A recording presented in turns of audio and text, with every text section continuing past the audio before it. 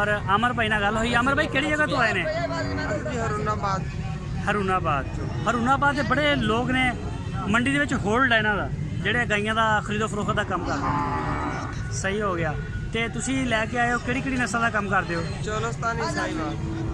इस तो इलावा होर कोई ब्रीड नहीं तुहाडे कोल? ना जर्सी या ना फ्रीजन ना आस्ट्रेलियन ना क्रॉस, सिर्फ यही प्योर? बच्चे भी बेचदे हो? बच्चे? हाँ जी, बच्चे साहिवाल ते चलो सानू जरा दिखाओ अपना माल, तुहाडा माल देखते हैं। अमर भाई इस बच्ची का सानू जरा दसो। इधर आ जाओ। यह जी बच्ची है यह चोलस्तानी है, यदी उम्र दसो कितनी? 1.5 साल। यदा गोश्त का वजन कितना होएगा? 2.5 मन पौने 3 मन वजन हो जाएगा। तो यदा पैसे कितने मंग रहे हो? 65,000। सही हो गया। आ जाओ अगे। और यह जड़ियाँ खड़ियाँ ने चोलस्तानी है, यह तकरीबन इको उम्र दियाँ ने? हाँ जी, एक बच्ची और जी काली जलेबी होगी, एक है होगी और एक है होगी सामने है जी है, और एक है वाली। इन्होंने चारों का की मंग रहे हो? 1 2 3 तो एक परे खड़ी है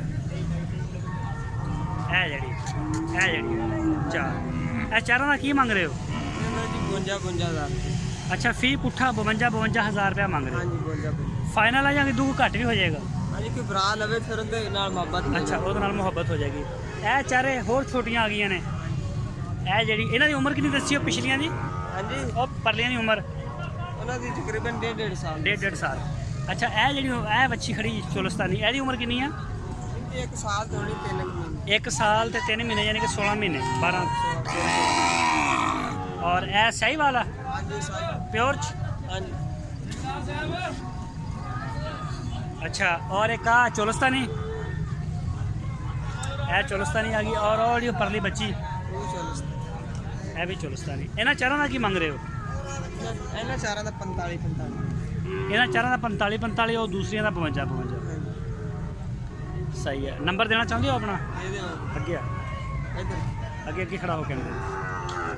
अपना मोबाइल का नंबर बोलो। 0305 88 78 518। 0305 88 78 518।